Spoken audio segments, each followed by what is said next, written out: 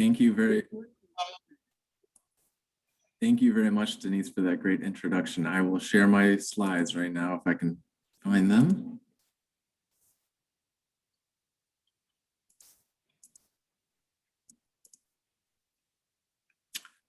Great. Well, I feel privileged to be sharing my research with you all today. I can't think of a more appropriate venue than the League of Women Voters.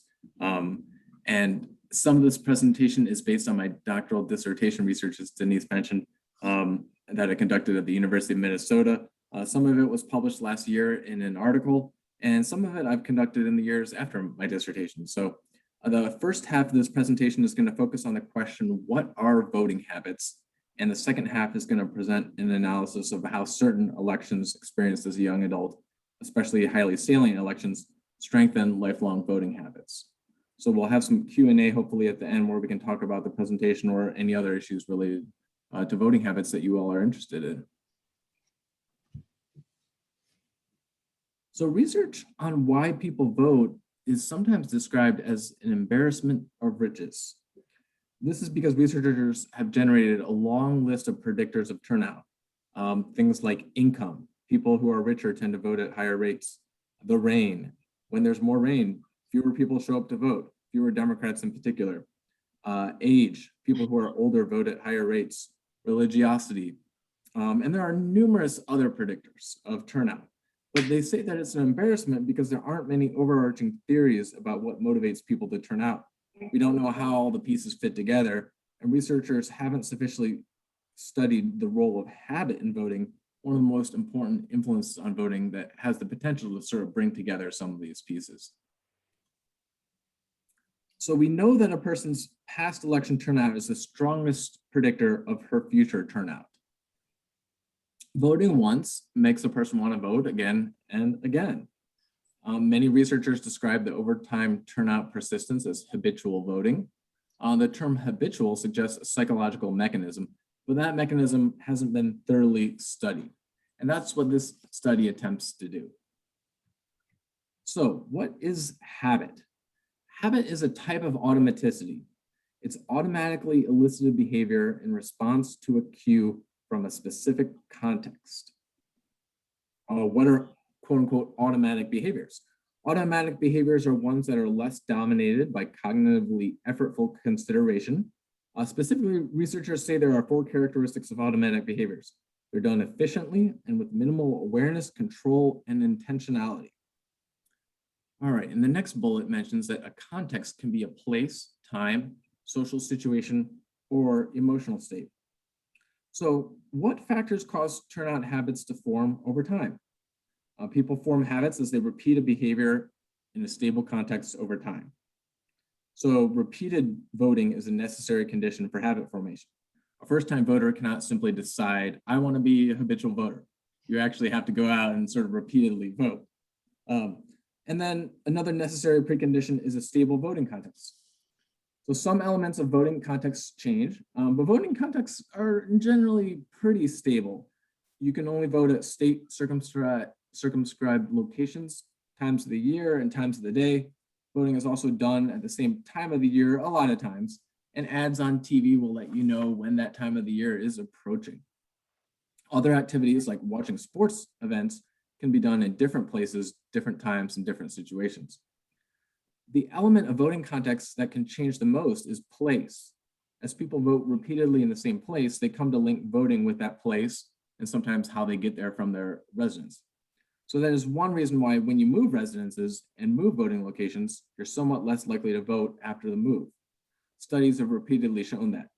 Younger people are especially sensitive to these context disruptions. And unfortunately, young people move around a lot. So that's one reason why it's particularly hard for young people to acquire the habit of voting quickly. This next bullet says that habitual vote behaviors are also more ingrained into self-identity. So when it's habitual, you come to see a behavior as something people like me do.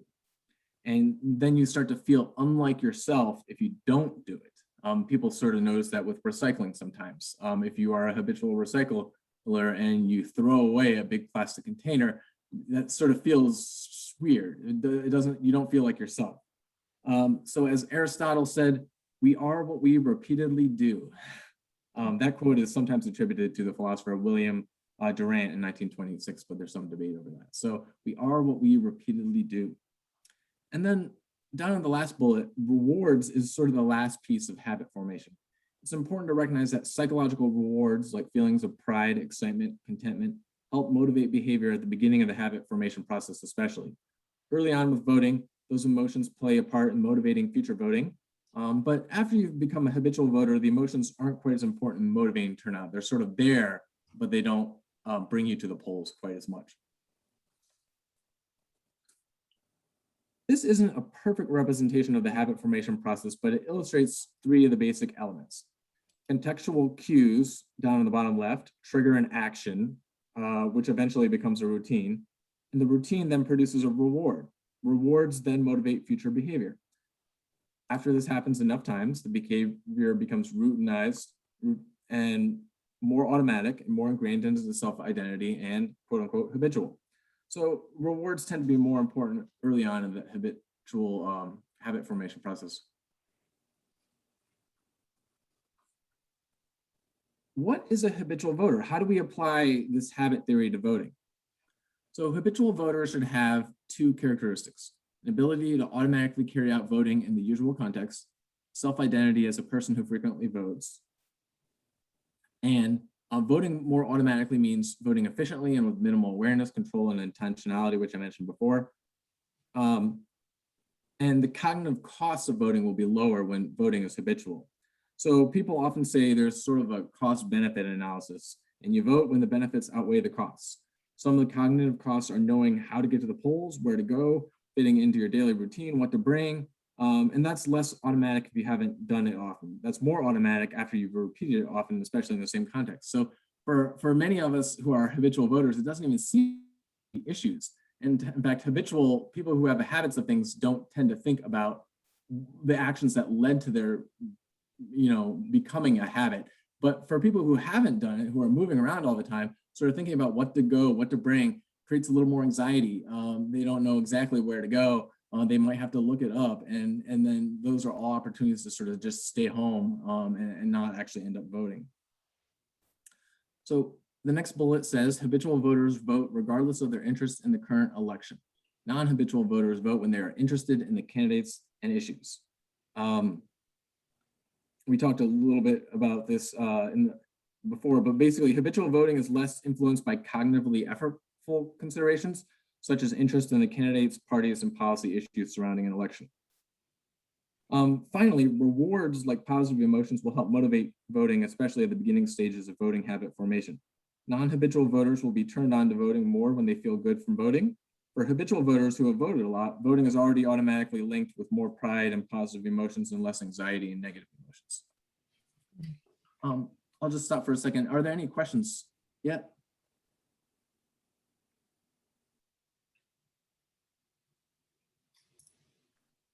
All right. Great. So we can test a few key hypotheses about voting habit using data. There are many more hypotheses we can test, but these are key ones. These hypotheses mostly relate habit to voting to interest in the election. So the first one is voting strengthens a person's habit. The next one is as a person's voting habit strengthens, she is more likely to vote in the future. And what we're saying with these first two hypotheses is that habit and voting are different things. Habit is the sort of psychological aspect of being a habitual voter, and voting is the action. And it's often useful to distinguish those two, especially in research. Finally, I hypothesize that voting habits are related to positive voting emotions like pride and excitement, and less negative emotions like anxiety. So I used two data surveys to test these hypotheses. The first is a YouGov UK survey administered to eligible UK voters before and after the country's 2015 general election. The next is a survey of Minnesota registered voters surveyed before and after the state's November 2010 gubernatorial election. 3 survey questions are used to measure automatic voting, and 4 measure self-identity as a voting. And the voting habit questions build on the self-report habit index in several ways that I'll mention in the next slide, but they were sort of initially motivated by this habit index developed by Verplanken and Orbell. So I presented these statements in both surveys. In each survey, respondents see a statement, and then they're asked whether they strongly agree, slightly agree, neither agree nor disagree, slightly disagree, etc. Most items have 7 or 8 categories reflecting the strength of agreement with each statement, and I code responses so that more habitual responses have higher values. I'll let you sort of read through some of those. The first one, well, go ahead. I'll just pause for a second.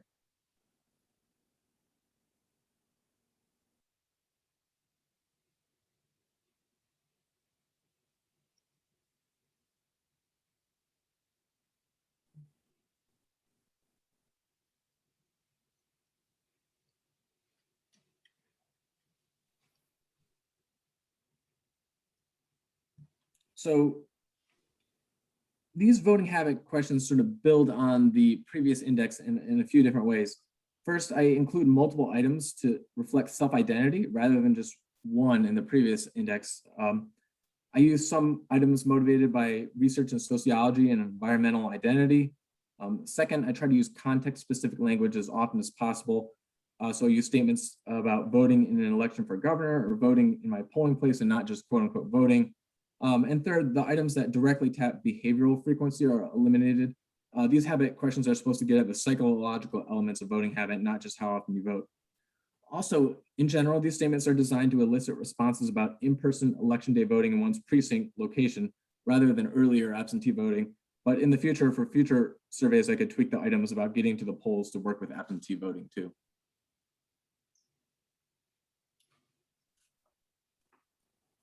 Oops. So I tested whether these responses for all the items sort of group together in a unidimensional habit conceptualization, like the picture on the right, or if the automaticity responses tend to group together with the other automaticity items, and whether the self-identity responses tend to group together and be correlated with the other self-identity responses, like the picture on the left. I tested both models with the UK and Minnesota survey data and found that a 2-dimensional model with separate automaticity and self-identity dimensions fits the data better. The picture on the left is more accurate. That means we can say that automaticity and self-identity are 2 unique building blocks of voter turnout habits. Another result from the analysis is that the 2 dimensions are highly correlated. The results support the multidimensional conceptualization of voter turnout habit that I laid out before. And in this conceptualization, voting habit has 2 distinct but strongly related subdimensions representing automaticity and self-identity. And what's interesting is that the results are highly similar in the 2 samples. So basically the way it works is a statistical software package assigns a weight to each item and says what other items it groups with. And the ranking of those weights is highly similar in the UK Minnesota samples. I can show you the weights later if you want. You probably don't want to see them, but what this means is that the building blocks of voting habits are similar in distinct geographic, political, and electoral contexts. So there's something sort of innate about voting habits in different areas of the world. And what this also means is that the habit items can be used to make a valid measure of voting habit. The weights for all the items are statistically significant, so we can add up everyone's responses for all the items to get a single habit score for each person, and we can use these scores to test our hypotheses and do further analysis with, and that's what we'll do next. So how are voting habit related? So I ran regression models and found that voting predicts habit while controlling for many other variables like age, political interest, political efficacy, political knowledge, and other variables. We'll talk a little bit later about some of these other variables later. But specifically, I modeled habit as a function of past voter turnout. In the Minnesota sample, past turnout is a count of November general elections that the respondent voted in from 2004 to 2009. So what I did is for each respondent, I looked them up in the Minnesota voter file and saw how many times they voted between 2004 and 2009 and wrote that number down basically in a spreadsheet, and then measured habit later in the survey. So in the, I'll get to the results in a second, but in the UK data, past turnout is just a variable indicating whether or not the respondent voted in the prior general election. And what I found is that past turnout strongly predicts habit across all models and samples. The variable effect is statistically significant at 0.01 level. In the Minnesota sample, moving from the lowest to the highest number of past votes is associated with a 1 standard deviation increase in habit score. And that's a big effect. It suggests that voting frequently causes people to develop strong habits, and it helps validate the measure of habit. Two, I also found that habit predicts voter turnout while controlling for a range of election-specific attitudes, like who you plan to vote for, whether you've been contacted by a campaign, and interest in the election. This means that once you have a strong habit, you vote at a higher rate. A habit measure with strong predictive validity should predict turnout like this. And in the Minnesota sample, what I did is I saw your future turnout by looking up each person in the Minnesota voting record, again, like I did for past voting, but I did it for future voting too, to see if that habit variable collected during the survey predicted future voter turnout. In the UK sample, I used sort of a self-response. I asked them, or not me, but the survey asked people right after the election, did you vote? So this figure indicates that habit scores are strongly and positively related to subsequent voter turnout. Habit is measured on the x-axis and the probability of voting is measured on the y-axis. The dots indicate people's actual sort of observed values of voting or not voting, rather than the probability of voting. So people with a very low habit score have a 40% probability of voting in the 2015 in the UK sample. People with a high habit score basically have 100% probability of voting. The narrow shaded confidence bands indicate that there's not a lot of error in these results. These results control for a wide range of variables, like I said, like whether or not you were contacted by a campaign, who you intend to vote for, and other variables. And after controlling for all that, habit predicts future voting. So we can say that this sort of habit variable, when we talk about automaticity and self-identity, is sort of an accurate way to talk about habit. In this figure showing the Minnesota data, habit is also strongly and positively related to the probability of voting while controlling for other factors. So this is further confirmation that the measure is valid and what we're talking about with automaticity and self-identity is sort of a real thing. How are habit, voting, and election interest related? Election interest predicts turnout for people with weak habits, but does not predict turnout for people with strong habits, confirming hypothesis 3. So here's some of the results. If you look at that top band near 1, that's people with a high habit score. Basically, their probability of voting is always near 100%, whether or not they're interested in the election or not. So interest in the election is down there on the x-axis. Right here, this is low interest, medium interest, and high interest over here. Basically, they're always voting, whether or not they're interested in the election or not. But for people with weak habits, they're much more likely to vote the more they're interested in the election. So they kind of need to be interested in the election and the issues and the candidates in order to actually go out and vote.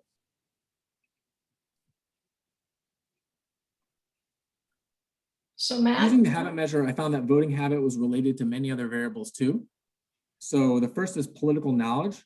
The UK survey respondents were given a mini quiz with true-false questions about politics. People who knew more were more likely to be habitual voters.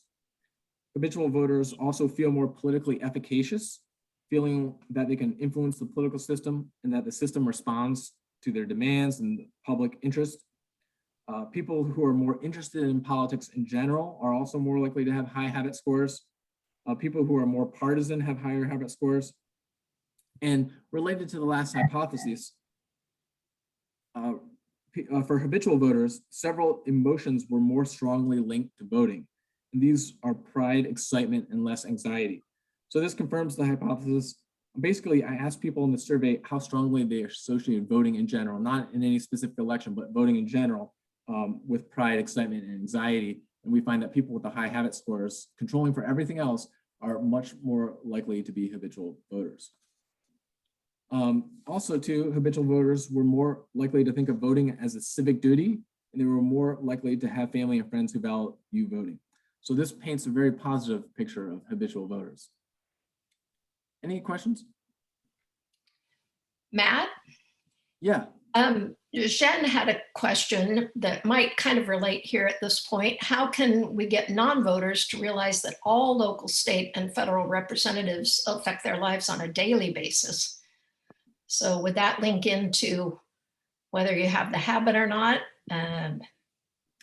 I think the best way to do it is to just motivate a non-habitual voter to go out and vote in one of the non-traditional elections. So for instance, we have school board elections coming up here, and if you can somehow get a non-habitual voter to go out and vote, that will instigate them to vote more and more in the future. So once you do that sort of first turnout experience, you are like, oh, okay, this is easy, and I know how to get to the polls. I know how to, show my voting information, or I know how to pick up my absentee ballot, or I know how to request one.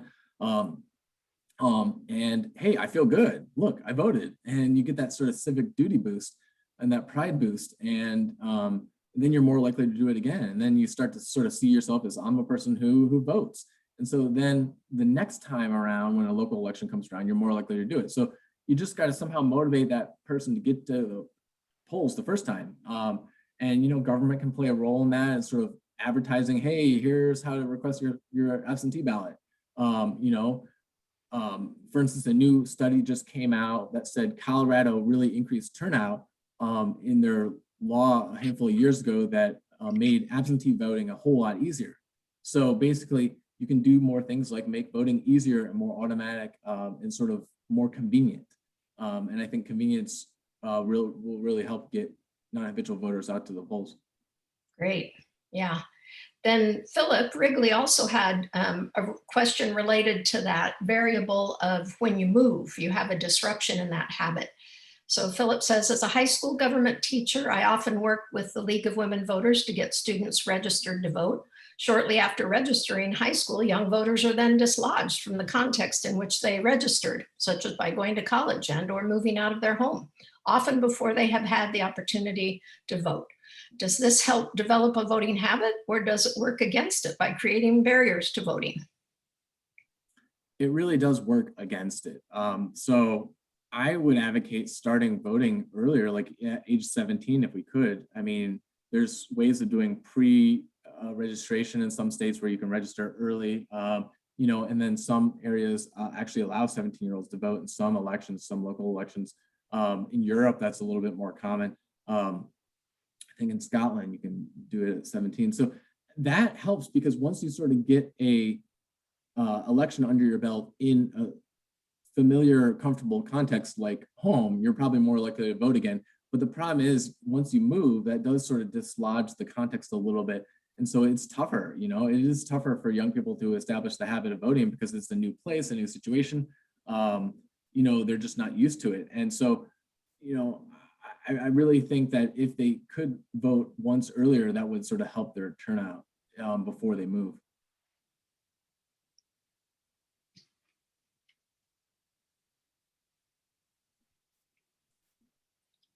All right, so I'm not going to spend too much time on this, but so receiver operating characteristic curves are used to assess the predictive validity of the habit measure.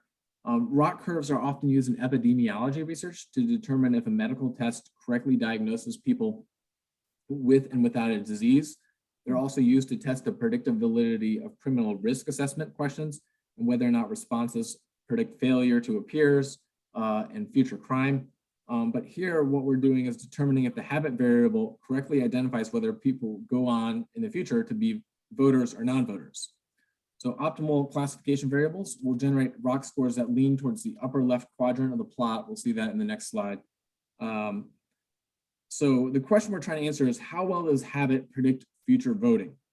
We compare habit with self-predictions as classification variables to predict turnout.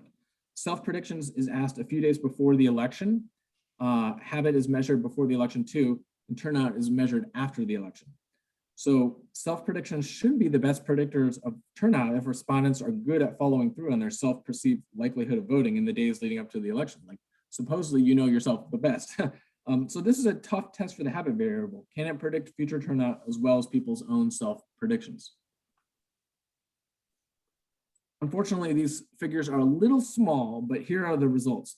Recall that an optimal classification variable will make the curve lean towards the upper left. That reflects a high true positive rate and a low false positive rate. Basically, false positive rate is on the x-axis, true positive rate is on the y-axis, and each point represents sort of one value of the habit variable or the self-predictions variable. And basically, if it leans towards the upper left, that means you have a higher area under the curve and you're predicting turnout better. And so there's three curves in each figure. The light gray line is habit. The dotted line is self-predictions, and the dark line is habit and self-predictions used together to predict turnout. So there's a number at the bottom of each figure that summarizes how much area is covered by each curve. It's 0.82 for habit on the left, 0.8 for self-predictions on the left, and 0.84 for habit and self-predictions on the left. So what this means is that the habit measure basically has about an 82% probability of accurately classifying a randomly selected respondent as either a future abstainer or voter.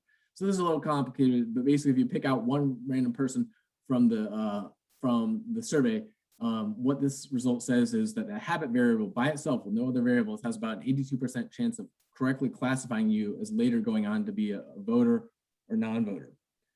And what we see here from the curves actually is that the habit variable is similar to that of self-predictions in both samples. So that dotted line right there is self-predictions, and it comes pretty close to the middle here, but habit goes towards the outside. So we're covering more ground with the habit variable. This is basically good news for the habit variable. It's predicting turnout about as well as self-predictions. And one other thing to know is it's sometimes a little better, sometimes a little worse than self-predictions, but basically simultaneously using habit and self-predictions to classify respondents as future voters or abstainers is most effective. So there's some conclusions we can reach on these data slides. The results clarify why past voting influences future voting and what habitual voting is. So psychological factors explain why past voting influences future voting. After you go out to vote, voting becomes more automatic and you start to self-identify as a voter. This makes you want to vote again. And the more you vote, the more automatic it becomes. And then failing to vote makes you feel uncomfortable and not like yourself. Self-identity is a significant part of being a habitual voter, and it helps explain why people keep voting. The determinants of voting are different for habitual and non-habitual voters.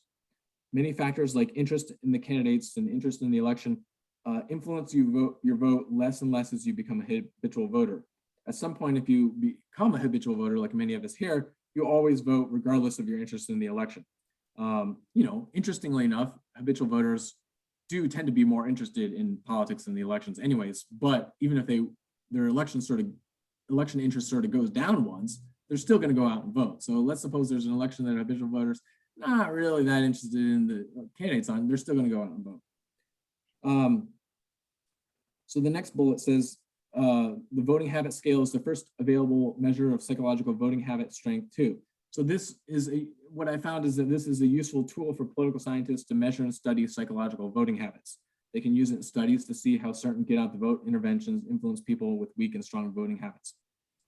And finally, the results can help influence or can help improve polling organizations' likely voter algorithms. So polling organizations often want to report candidate preferences for just people who are likely to vote, and they make these algorithms to identify the likely voters in their survey. So if you report the preferences, like if they support Trump or Biden, for instance, among non-voters, then you won't really be able to predict the results of the election because those non-voters aren't going to go out and turn out. So what I'm suggesting is that the habit items in this study might be used to more reliably identify likely voters in surveys. Polling organizations' algorithms aren't really shared publicly, but we know that there are many questions sort of like the automaticity questions in them. And they sometimes ask about self-predictions and interest in the election. But to my knowledge, no algorithms use measures like the self-identity questions. So polling organizations might be able to start incorporating them into their algorithms. Any questions before I do the next data section? You can feel free to unmute yourself and ask a question if you'd like, or you can put it in the chat, either way. Yeah, do feel free to jump in. Hi, Matt, this is Kate. I don't have any questions at this time, but this has been so far incredibly helpful. Well, thank you, Kay. And I do hope everyone goes out and votes in school board. I know you're running for school board and those elections do tend to be a little lower turnout, but if we can get more young people out to vote for them, then they'll probably keep voting in the future. So get them out once and they'll come out multiple times. So this next analysis looks at how characteristics of elections as a young adult influence voting habits.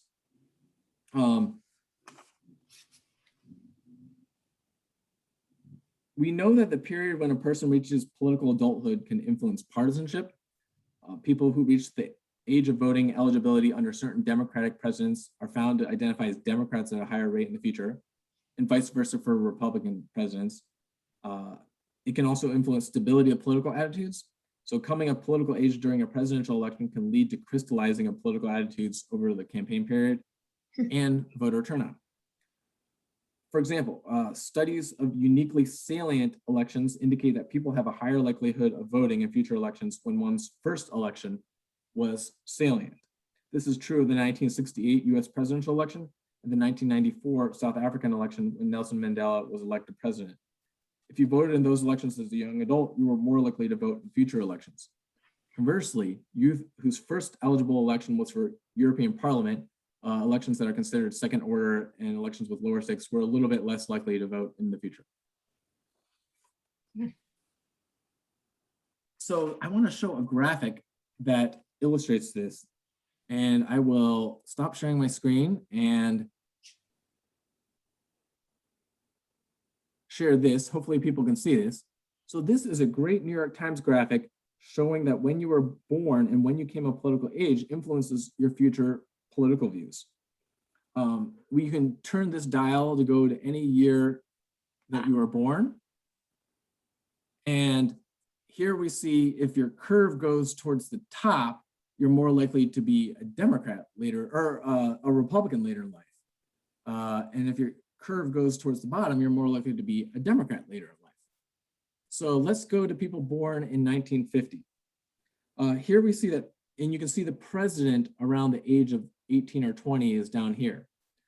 So here we see that people who were 18 around the time of Lyndon Johnson were more likely to identify as Democrats later in life. See, at age 62 in 2012, 51% of them were Democrats. Wow. But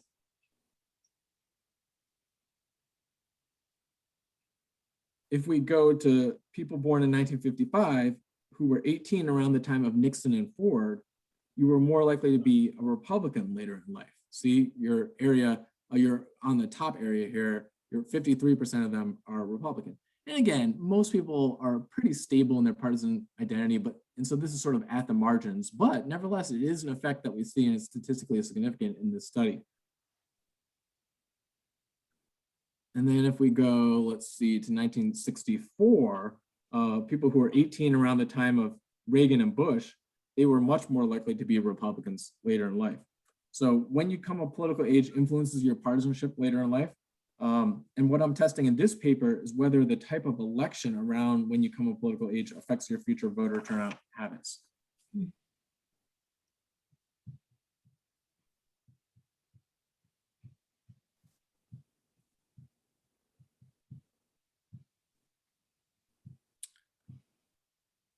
All right, so there are some limitations to prior research. Basically, there haven't been many empirical tests of this, these hypotheses across election types, election time periods, and countries. So what I'm interested in determining is what types of elections influence future turnout more, competitive or high turnout elections as a young adult, current contemporaneous election characteristics, like if the current election is going to be a high profile one, does that mean you're more likely to go out and vote? Or if the election during your young adulthood was more salient. And then district or country level characteristics, do those matter more? Like, so the salience of the election in your district might matter more in your like house district rather than the salience of the election nationwide. So which matters more? I'll talk about the first two mostly, but I hypothesize that experiencing an election with high versus low national turnout near one's date of voting eligibility around 18 or 21 is associated with higher future turnout. Experiencing a nationally competitive versus non-competitive election near one's date of eligibility is associated with neither higher nor lower future turnout. We'll get to the reasons for this later. And I'm not gonna spend too much time on this, but I do predict that actually being eligible for the vote at your 18 or 21 time period makes you more likely to vote in the future. So not just sort of experiencing an election, like, you know, turning 18 either before or after an election, but actually being eligible to vote in it will make you more likely to vote in the future. So there's survey data from 9 countries in the comparative study of electoral systems. This is data from Austria, Brazil, Germany, Greece, Japan, Mexico, New Zealand, Poland, and Turkey. Basically, we're taking all these survey respondents from 9 countries and identifying when they became eligible to vote and what characteristics of the election closest to that eligibility date were. Now, the voting eligibility requirements were different for different ages and even different genders for one country. So I used the data set called the PIPE, the Political Institutions and Political Events Data, in conjunction with different government, academic, and journalist resources to identify the eligibility dates and requirements in these countries. So basically, I can look at one survey respondent and say, you were 18 in this country and the laws were such that you could vote, and your first election was in 1949. So I can tell that based on this data. So the sample includes native-born respondents because I couldn't assume a respondent was in that country when they were 18 or 21 if they were foreign-born. Respondents with eligibility dates from 1945 to 2015. I wanted to do post-World War II just to be consistent. And I exclude respondents from Poland who became eligible under communism because elections were not democratic and competitive then, and the dynamics of habit formation are presumed to be different. And we don't need to go through all this, but basically I use several data sources to identify the characteristics of the election nearest the date of your eligibility. So IDEA data is the Institute for Democracy and Electoral Systems. CLIA is the constituency level elections archive. So basically I look at how high the turnout was in the election closest to your eligibility and how competitive the election was. So basically competitiveness is the difference between the vote share of the first and second largest vote getting parties. I do this for European Parliament elections too, and national elections. So, if there was a high margin of turnout, it was less competitive. If it was a tight margin, like, just 0.5%, it's more competitive. And then I also compare those data with the data from the current election. So basically, you're surveyed between 2011 and 2016, and there are current election characteristics that I'm comparing to the youth election characteristics to see sort of which is more important. All right, so I'm going to try to demonstrate what the data mean in the next slide a little bit more. So here's a representation of what the data look like for 2 hypothetical survey respondents. One is age 60 on the top. Her youth election occurred here, right after she turned 18, and her current election occurred here at the time of the survey. The second person is more in line with the typical person in the data set. This is someone who's age 40. The average distance between youth and current election in this data is 20 years. So this person turned 18 right before an election here. And then they were surveyed here, and we're trying to see if the election characteristics here mattered for their turnout here. All right. Any questions?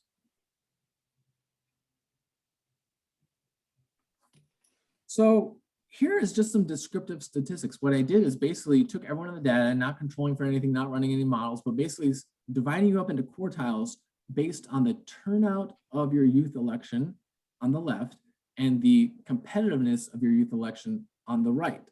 And what we see is that people whose first election was in the bottom quartile of turnout had about a 70% probability of voting in the current election. So 70% is still pretty high. But people whose first election was in the top quartile of turnout had about a 91 or 92% probability of voting. Over here, it doesn't look like there's really much of an effect of election competitiveness because the probability of voting is around sort of like 83%, regardless of how competitive your youth election was. But what we need to do is control for different variables, like characteristics of individual survey respondents, to see what these effects look like for similarly situated people so we can sort of establish causality. So I'm going to do 2 methods. I'm not going to talk about the second one really because we won't have time, but I'll talk about the first one. With multi-level models, we account for the fact that individual respondents are nested within countries or districts, and we use a statistical method that's more appropriate for this nested multi-level data. And we include control variables for age, political knowledge, party identification strength, and other variables.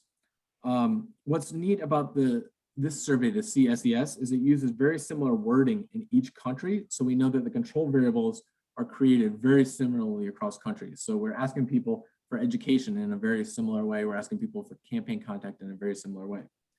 The regression discontinuity results we're not going to talk about much, but it's really interesting because with people's birthdays, you can kind of compare people who were barely ineligible for an election versus people who were barely eligible. And because birthdays are pretty randomly distributed, you have sort of a treatment and control group who differ only by whether or not they were eligible to vote in the election. And then you can see whether later on in the future, if that eligibility mattered for their turnout. So that's a way of establishing causality that's sort of unique. So these colored lines describe the effects of election characteristics on current turnout. The first finding of note, the yellow line, is that the relationship between youth election turnout and current turnout holds using this modeling approach with all the controls. The 0.83 coefficient is substantively large and statistically significant. The line at the bottom says we are controlling for many different variables like political knowledge and campaign contact and birth year, which is like age, strength of party identification, marital status.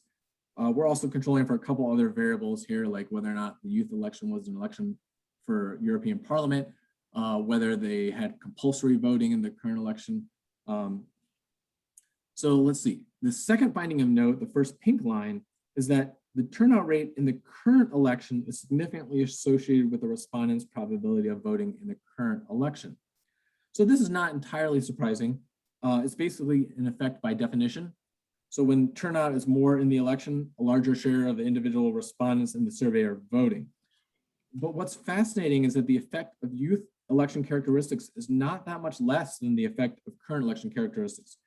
The elections that occur around your young adult time really do matter. So 0.83 and 1.4 are very different, actually. They are different. But what's unique about this is sort of when you came of political age, even though you don't really think about it much, really did matter. So I hope people can think back to the first time they voted and say, what election was that? Did it matter or not? And so the next yellow line shows that the national party margin, or the sort of competitiveness, isn't really related to current turnout. There's no asterisks indicating statistical significance.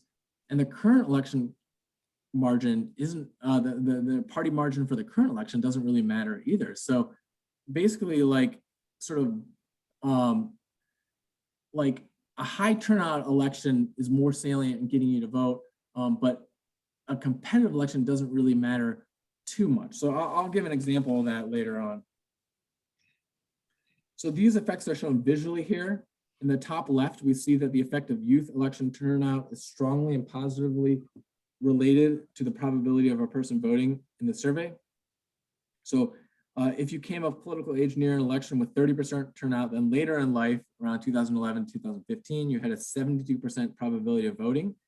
If you came of political age near an election with 95% turnout, then later in life, you had about an 87% probability of voting. Again, that's a pretty big effect for a single variable, like whether you happen to come of political age in a high or low turnout election. In the top right, the line is basically flat, indicating no relationship. In the bottom left, we see that current national turnout is strongly and positively related to the probability of a person voting. Current district turnout is also related to the probability of voting. District turnout is the turnout one's voting district, like the congressional district. And just a clarification, in this analysis, what we're doing is determining if you became eligible to vote within 12 months of an election. Do characteristics of that election affect your turnout? So I compare people who became eligible 12 months before or after. So basically, this is just determining the effect of experiencing an election. Just being in the country at that time of a high salience election sort of led you to vote at a higher rate. So I'm not going to get into this. This is the regression discontinuity results, but suffice it to say that if you're barely ineligible to vote in the youth election nearest your eligibility date, then you're less likely to vote in the current election years later. So eligibility does matter too. All right, so the multi-level model results indicate that simply coming of political age near the time of a high salience election is associated with a higher likelihood of future voting. The effect is for people turning 18 or 21 near the time of a high salience election relative to coming of political age during a low salience one. This indicates that the effects of experience of a salient youth election are long-lasting and powerful. The average difference, again, in time is the difference about 20 years between youth election and current election, so that's a big effect. I haven't used the word habit much, but the results strongly suggest that people's voter turnout habits are stronger after these high salience elections. So they're repeatedly voting at a higher rate in the future. So in the study, I don't measure habits with detailed survey questions, but we would surely find that people with more salient youth elections have higher habit scores. And in terms of the mechanisms, I suspect that coming of political age during a high salience election makes you more likely to vote in the future than becoming more automatic for voting and more effortless as you get a stronger identity as a voter. So these election results are consistent with studies of high salience elections like the 1968 and 1994 South African election. The implication here is that young adults coming of political age during the 2020 election will vote at higher rates for years to come because the 2020 election was high turnout. People coming of political age around more bland elections like the 1996 election between Clinton and Dole are somewhat less likely to vote in the future. The second bullet is that it's becoming increasingly clear in studies by political scientists that competitiveness by itself does not seem to motivate turnout, or at least it's not the main thing that makes an election salient. There's other things that make an election salient, perhaps a polarizing figure like Trump. There's a lot of variables that sort of explain why an election is salient, but competitiveness isn't necessarily the only one. The 2020 election in the US actually wasn't that competitive. Biden won the popular and electoral vote by a fair amount, but it did have high turnout. So it's probably likely to motivate people to vote in the future. There are some studies that show that competitiveness matters in some situations and countries. So this relationship will need to be analyzed in future studies. The third finding is that the regression discontinuity results really do show that voting is habit forming. So just being eligible to vote in a youth election makes you more likely to vote for future years coming. So basically, there is an effect of persistence after that first youth election. Fourth, I didn't show the effects of individual level variables like political knowledge and strength of party identification, but these variables still strongly predict turnout.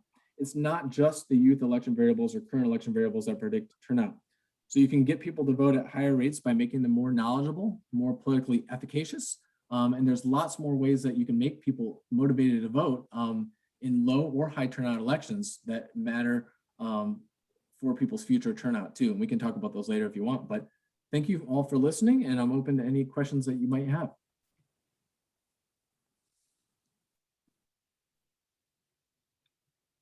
Matt, do you have that link that you could post in the chat to that how birth year influences political views? Absolutely, yes. That fairly easy for you to come up with. And Hey, Matt, this is Kay Emerson. Sorry, Denise. I did have a question.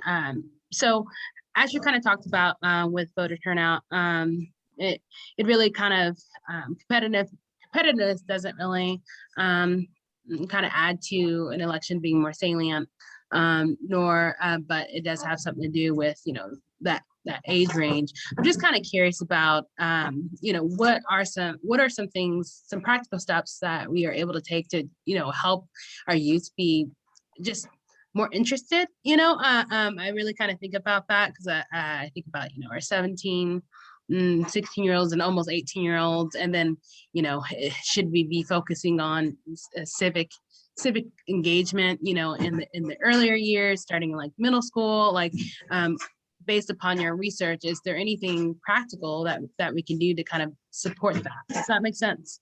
Yeah, that's a great question, and I think there are a lot of ways we can get young people to go out and vote more.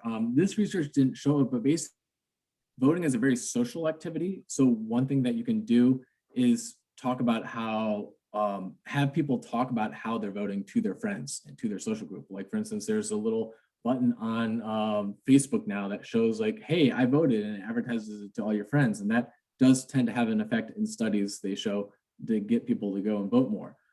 There are also mailers that people will send out that say, hey, here's how your neighbors vote. And it's actually a little intrusive, and they don't use, some campaigns don't want to use this, but it's publicly available knowledge, not how you voted, sorry, but whether you voted in past elections. And so I don't know if you've gotten those mailers, but they happen in some states and some elections where they basically say, hey, here's how your neighbor, whether or not your neighbors voted in the last couple elections, voting is public knowledge, and we might advertise whether or not you vote in the next election. Get out and do your civic duty and vote. So that kind of has the social element of saying how your neighbors went out and vote, or whether or not your neighbors went out and voted, and it sort of socially shames you into voting a little bit. So there is that sort of social element of voting that's very strong.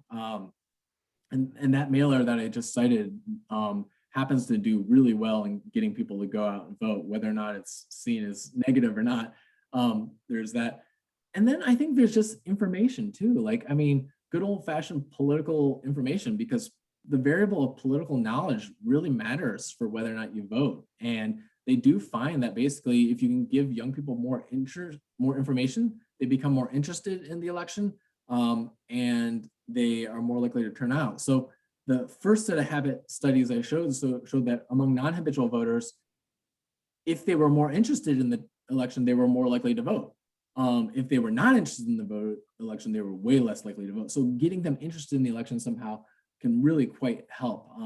And then any way you can get them out to turn out that first time really helps, because then it helps get the habit started. So, you know, whether that's through social things or political knowledge, I mean, you know, there's lots of different ways you can get them to go out, but getting them out that first time really does help. And then the last thing I would say is just making voting more convenient always helps. Like, and government plays a role in that, you know, about helping say, hey, here's how you get your absentee ballot. Here's where you can go to vote up to a week beforehand. I know the school board elections, you can start voting, I think in July 14th or 15th. So it's quite early. So having those periods where you can vote at your convenience is very great. Election day registration is great too. Like allowing young people to register on the day of the election really does help young people vote at a higher rate. So making voting more convenient is also a great way to get people to turn out. Does that answer your question, Kay? Yeah, it does. It just makes me think about, you know, how do we make voting hip again? So thanks. Matt, Charlie Crabtree wondered, what effect does your candidate not winning have on your future voting? So your candidate winning tends to make you vote at a little bit higher rate, actually. And I did analyze that in my dissertation a little bit. And I found that voting for the winning candidate does sort of increase your sort of political efficaciousness a little bit and makes you vote at a little bit higher rate, but it's not a huge effect. I mean, just the fact of getting out and voting sort of matters more. So just getting out and voting is more likely to make you vote in the future. If you happen to vote for the winner, yes, that does boost your turnout a little bit at the margins. Do you want to, Matt, are you seeing Philip Wrigley's question there? Do you want to address that? Yeah, does practice with democracy in other contexts help develop a voting habit to the same extent, such as in clubs, scouts, kids voting? You know, I know there's research on that, and a literature review would probably help elucidate that effect. And I am not sure exactly what that literature says, but my guess is that practicing voting makes it more likely. You know, you help establish the rewards in there, like the psychological rewards of going out and voting. I remember doing kids voting and thought it was cool. And, you know, that probably made me a little bit more likely to vote in the future. So anytime you're developing the sort of benefits of voting in your head will help motivate you for the future, I believe. And then it also just shows you that the process doesn't have to be tough, you know, like, so it makes it a little bit more automatic to get out and vote if you've already done it before. And so even if it is just in kids voting or a social vote for school president or something, you know, getting out and casting a ballot shows you that, hey, casting a ballot is not that tough. I can do it.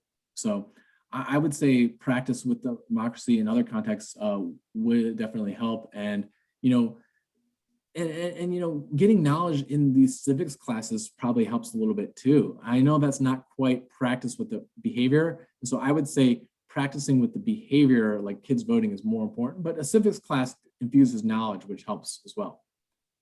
And I see a question from Kay Johnson. when we as league members are registering voters, would it be appropriate for us to ask them if they ever voted before, then chat about how and where to vote, if they move, the timeline? I think that's a great question personally. I think, because if you haven't voted, I think there is more of a barrier and you're a lot less likely to vote. And if you move residences, you're less likely to vote too. Now, older folks, moving doesn't really affect your turnout quite as much, but especially sort of younger folks and mid-age folks, like if you move or if you haven't voted before, knowing that can really help, because then you can say, hey, here's where to request an absentee ballot, or here's how you look up your registration status online. And so I would say yes. I mean, that probably from the league's perspective would be a useful way to sort of get them to vote more if you can know that information and follow up to combat those barriers to voting. Great question.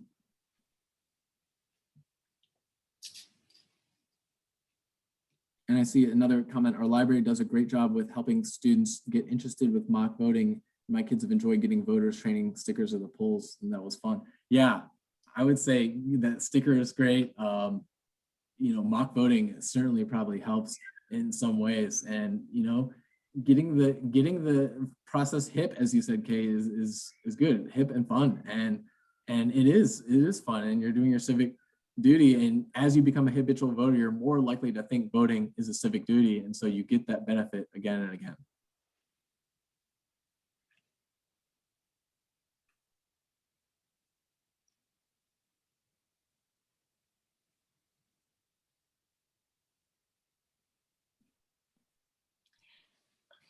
Yes, I totally agree. National automatic voter registration would be great. That would eliminate one of the big inconvenience barriers, because registration in America is a big thing. I mean, other countries don't have you register in the same way with such tight restrictions. I mean, registration is a barrier to voting, and getting people registered is a great help. I know the league does that.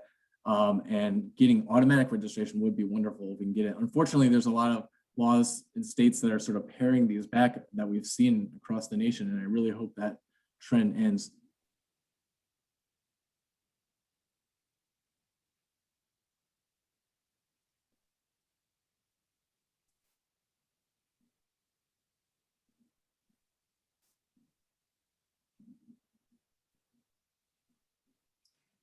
Kay is asking about why we don't have kids voting in Kansas now. I don't know the answer to that. I know when I was a school nurse at Prairie Park, we had that going on, but I don't know what's happened to it. Yeah, hopefully that can get revived. Well, we're past one. Matt, thank you so much for a wonderful, wonderful talk. Lots to chew on here. As I said earlier, this recording will be posted on our YouTube channel. I'll send out a link to our membership, and also we'll have the link to all of our YouTube Hot Topic videos on our website. So stay tuned for July. July's Hot Topic is still in process, so check into our website and social media to find out what that Hot Topic is going to be. And thanks so much. Appreciate it so much, Matt. Yeah, thank you all. And thank you all for your work in the league. You bet. Take care, everyone.